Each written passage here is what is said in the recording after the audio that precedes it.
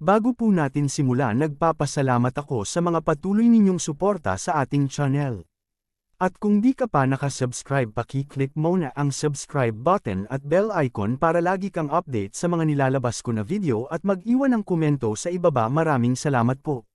Nagsisimula ang ating kwento na tila may nagaganap na eclipse na kulay dugo ang kapaligiran na may mga kakaibang mga bundok. Isang halimaw ang nagngangalit sa galit. At isang lalaki na may punyal ang pasugad. Nakuhang may pasok ng lalaki ang kanyang kamay na may punyal sa bibig ng halimaw na sumugod. Mapapansin ang lalaki na tila mahina at nahihirapan na. Ngunit nakuha pa rin niya itong paslangin. Habang nagpapyunas ng sa kanyang muka ang lalaki, sinabi niya na sa wakas nagawa niyang mapatay ang halimaw sa pamamagitan lamang ng kanyang sariling lakas. Dahil siya ay hindi unawakened. At makikita ang napakaraming mga halimaw at mga tao na tinatawag na awakened na naglalabanan at mapapansin ang mga halimaw na napatay nila na nakahandusap sa harap ng lalaki na nakatayo sa kanilang harapan. Tinawag ng isang lalaki na porter ang nakatayo na kanina'y nakapatay ng halimaw at sinabing, anong ang kanyang ginagawa at bakit hindi niya gawin ang kanyang trabaho na mangolekta ng mga drops? Sinabi naman ng isa, kung hindi ba niya nakikita ang mga bangkay ng mga halimaw? Sa palagay mo ba kinuha ka namin sa ganitong trabaho upang maglibot lamang? Humingi naman ng tawad ang lalaki sa kanyang mga kasama. Sinabihan pa siya ng isa na bastardo na porter at walang silbi. Habang wala namang imik ang porter sa mga narinig. At bigla niyang minura ang mundo, na nagbago pagkatapos matuklasan ang abyss ay ibang dimensyon kung nasaan ang mga halimaw. Nasa fantasy lamang nabubuhay ngunit naging totoo. Pagkatapos ng pagkadiskubre ng mga tao na awakened transcendental na kapangyarihan. At sa pamamagitan ng kapangyarihan na yun ay nagagawa nila matalo ang mga halimaw at makapaggalugad sa abyss. Salamat doon, ang pamantayan ng pagtatasa ng isang tao ay hindi na nakabatay sa personalidad o pagsisikap, ngunit sa iyong ranggo ng paggising. Kapag ang iyong awakening rank ay mataas, kung gayon ang sinuman ay maaaring mabuhay ng isang garantisadong magandang buhay. Gayunpaman, hindi ako, isa akong kargador na dala-dala lang ang kargada ng mga awakened. At ang unawakened na hindi pa nagbukas ng status window sa edad na 35. Hanggat hindi ako na-awakened, hindi na ako mabubuhay ang mga uri ng buhay na kanilang ginagalawan. Sumigaw at sinabi ng lalaking porter na, nakuha ko ang lahat ng nadambong mula sa seed na ito. At tila bigla siyang nagulat na may pagtataka. Dahil ang lahat ng kanyang mga kasama na awakened ay nangamatay na at walang isa man na nabuhay. Ano patay na silang lahat? Wika niya at bigla may nagsalita at sinabing siya na lang ang nag-iisang natitira. At isang napakalaking halimaw na may 6 na kamay at may kakaibang katawan na tila gawa sa mga bungo ang nagpakita muka sa kanyang likuran na lubha naman niyang ikinagulat. Ang halimaw ay may antas ng SSS rank monster Asmodeus.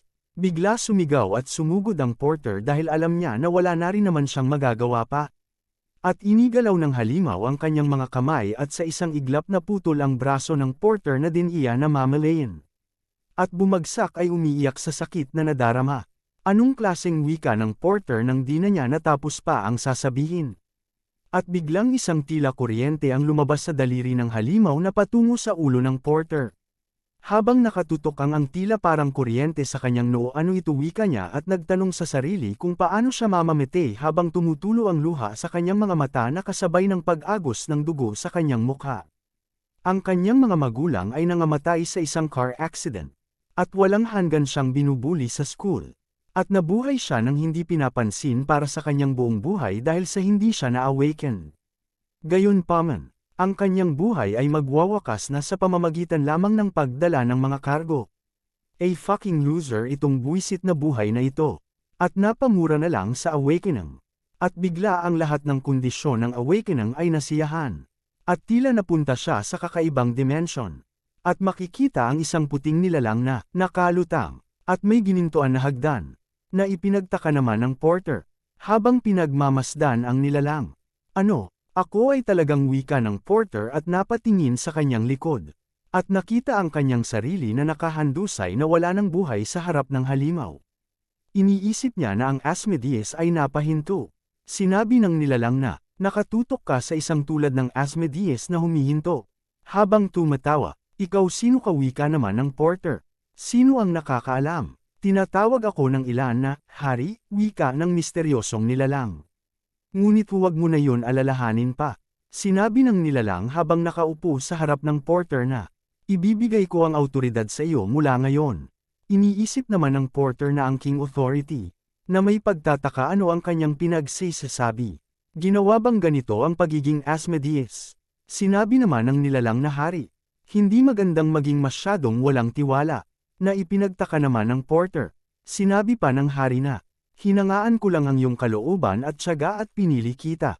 Gayunpaman, makabubuting isipin na ang ganitong uri ng himala ay hindi na mauulit. Sandali lang pinili mo ako? Pagtatanong ng Porter, tinanong pa niya kung ano na ang mangyayari ngayon. Sinabi pa ng hari na, matiyag ang maghintay para sa iyong oras. Darating ang araw na mauunawaan mo ang lahat. Tapos magkita ulit tayo. At tila isang malaking halimaw na dragon ang pababa mula sa kanilang itaas na tila ay lalamunin siya. Tinawag din siya ng misteryosong hari, kanyang susi, at tila isang liwanag. Nagtataka na may naririnig na mga boses. Hey, ang bastardo na ito ay natutulog, ho'y baliw, wika pa ng isa. Sinabing Talagamji ngayon ay hindi na niya tayo pinapansin.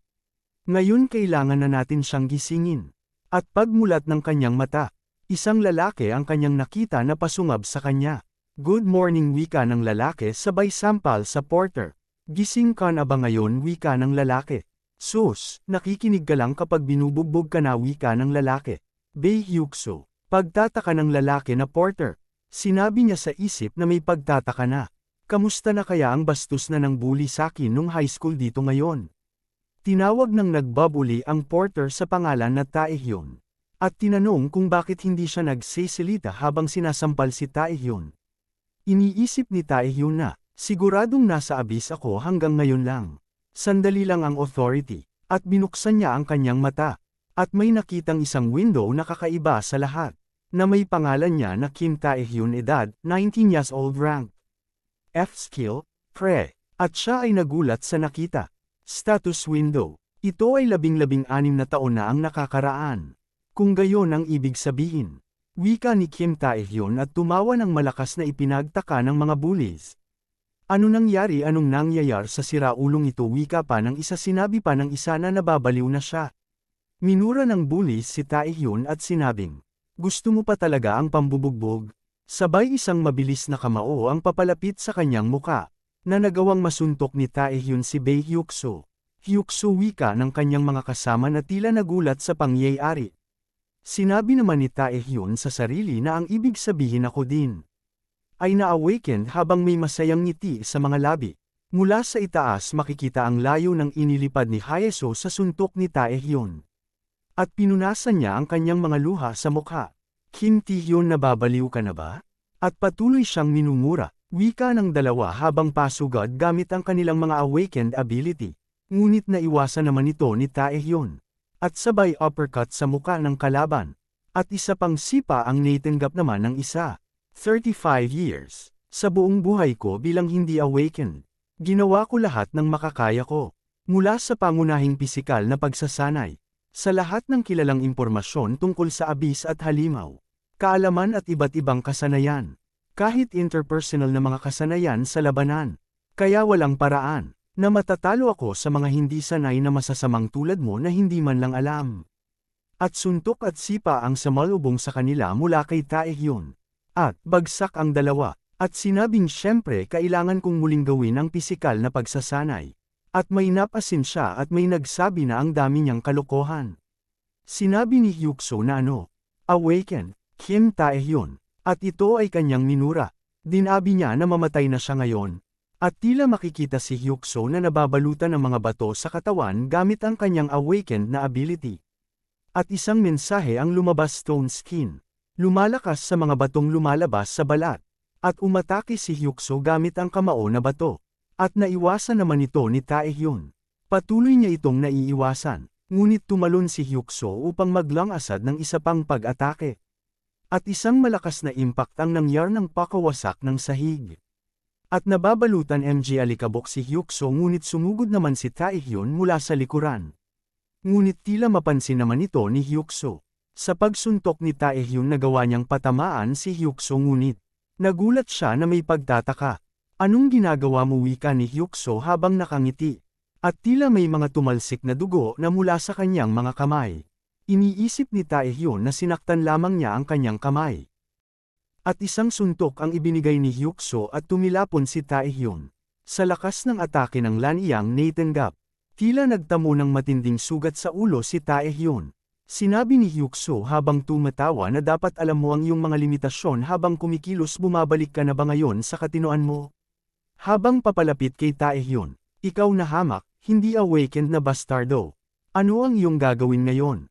Ipagpatuloy mo ang pagtakbo na parang ngayon lang o baka nakikipagpunyagi sa iyong nagising na kakayahan. Lahat ng awakened ay nagpa-poses ng skill at rank. Simula sa F-rank na halos kapareho ng normal na tao, upang S-rango sa mga nasa teritoryo na tinatawag na halimaw, ang mga pisikal na kakayahan at kakayahan ng mga nagising ay tumataas ng husto. Ngunit ano ang aking tinataglay? Rank, F-skill predation F, ay isang kasanayan, hindi alam at hindi pa naririnig kailanman, ngunit sa pinakamasamang ranggo, ngunit sa ibang rason, at tila nagulat si Hyukso sa nakikita. Sinabi ni Taehyun na, hindi niya nararamdaman na siya ay matatalo, habang tumatayo na may itim at pulang enerhiya na bumabalot sa kanyang katawan. Napasabi na lang si Hyukso na, ano ba yan? Pagtatanong niya nagugulat sa nakikita. Hindi pwede, hindi ka naman awakened yung hamak na Kim Taehyun. Wika ni Hyukso, ito ba ang predation? Nararamdaman ko ang magic na gumagalaw sa aking kalooban. Hindi ko alam kung ano ang mangyayari. Pero matatapos din ang lahat once na mapatay ko ang caster.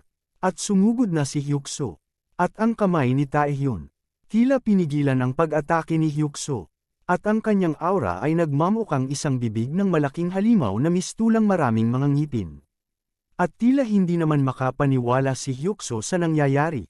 Dahil napakadali lamang itong pinipigilan ni Taehyun. Habang tila nag-iipon ng kapangyarihan sa isang pag-atake. At inikat niya ang kanyang kamay. At ang kamao na malapit na sa mukha ni Taehyun. Sabay sa buong puwersa ni Hyukso. Ngunit ang kanyang baluti na mga bato ay nawala. At tila nabalutan siya ng maitim na pulang enerhiya na mula kay Taehyun na naging dahilan upang mapasigaw na lang siya. Mula sa loob ng paaralan mapapansin sa bintana ang kapangyarihan ni Taehyun. At ang mga estudyante ay walang kaalam-alam sa nangyayari.